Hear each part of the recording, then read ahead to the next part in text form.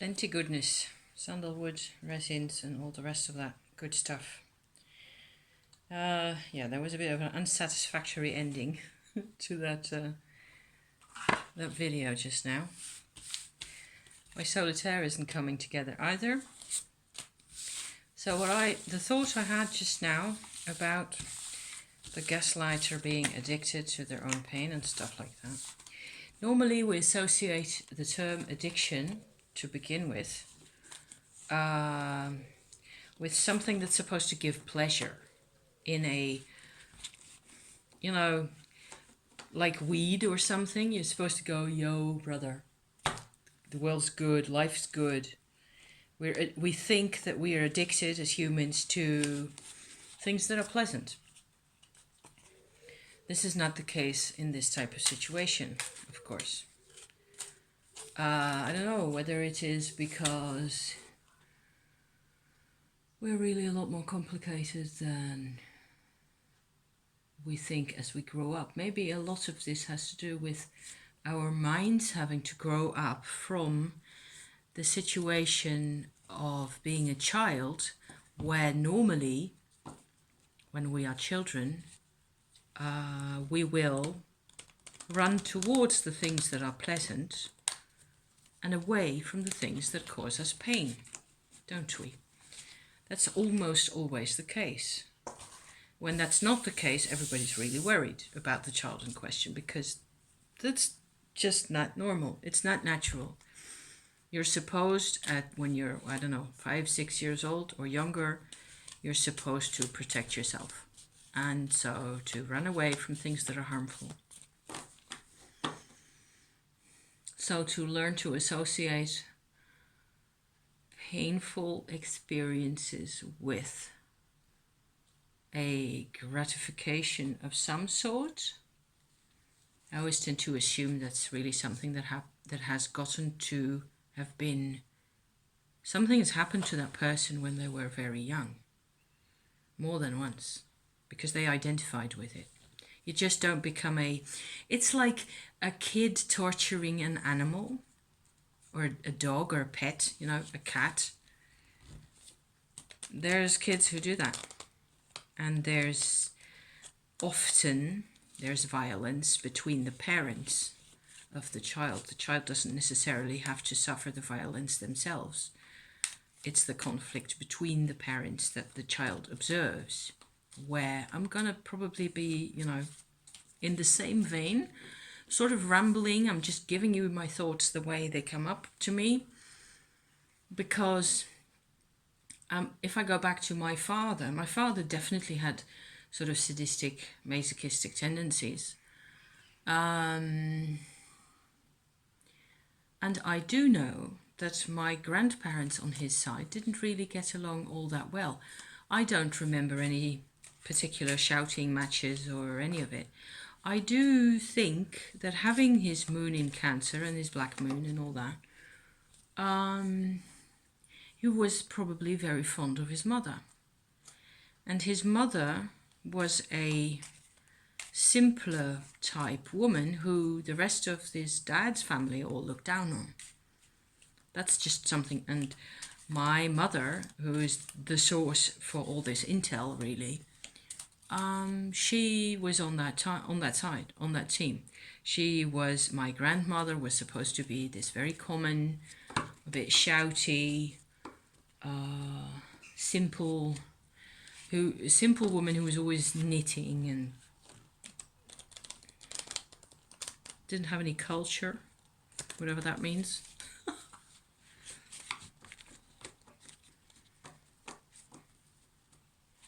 So still, a difference in social class, oh dear, that puts us back a bit, doesn't it? Is not enough reason for a child to go sadomaso. It's not enough. There must have been more. I'm scaring myself now, but that's probably because I'm actually onto something. I didn't think my grandfather to be particularly violent, because everybody was nice to me because I was the pretty, this. And I was 5 or younger. So I was kind of harmless and nobody was worried about me really. So everybody's nice to me. So I have to extrapolate a lot and have to sort of put feelers back into time. And because I don't accept my father being like that for no reason. That's really my point. And you got that from the first session, I think. I don't accept it. Even though, because he's my dad and his genes are inside me. So if I don't accept who he is, then I don't accept that part of myself that's linked to him. And that's really loyal and not even so much loyal to him, that recognizes him as my own. So that's important to me. I think that's one of the bits why I tend to be like this. I tend to just sort of latch on to an issue like this. And there's no excuse for what they did. There never is. It's not about finding excuses. It's not about forgiving any of it. It's not about getting rid of the problem, because you don't get rid of the problem ever. And my mum passed away a bit more than 23 years ago. My dad still is alive as far as I know. It's quite unsure whether I will get any notification if he does pass away. I do sort of think that he's fairly healthy because he's got somebody to look after him. His second wife, who looks like my mother, it is so freaky, it scares the shit out of me. But I think she was 10, 15 years younger at least than my mum was. She looks like her like a picture. It's like they're sisters. It's freaky. But this second woman, his second wife, is actually someone who is a lot calmer in makeup, a completely different personality. And she manages quite well to sort of turn down his dials a bit, and not so, she doesn't really, she doesn't fall for his theatre. So they're happy together. My mum never found anyone. She had all these big ideals, and of course she was crazy. So there's another thing there, because I grew up with a mother who had this huge stigma of having been in an actual mental home for a while, having actually been on medication. My mother carried around a huge stigma, especially within herself. She was constantly fighting, I think, something I only realized just now here talking to you. She was constantly fighting to have some sort of a right to her own perspective on things. Because as far as she tended to accept everybody else's opinion about her, including her own family, her own father, her brothers and everybody else, she was a nutcase. And she was dangerous, and she was dangerous to me, and she had to be kept away from me and all that. And something could be said for that as well, because she wasn't really all the most predictable mother. So, yikes, I know. I mean, I don't want to be on either side. And to me, it's quite obvious that luckily I didn't get children, basically because my mum told me not to. At one point, she actually said to me, "Don't you think about it?" And of course, I was, scared immediately, because she could scare me so easily. And I left it for that. The whole being pregnant and giving birth to children and all that was just something that I never really felt that I had the courage to do. So it seems like more mothers tend to actually say that if they'd thought of it beforehand, they would have probably said thank you, no.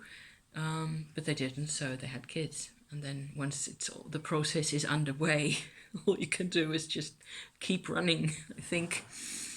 So, but I never did. I never did get any kids. And so often I've thought, am I lucky? And is the child lucky that it isn't born in my household?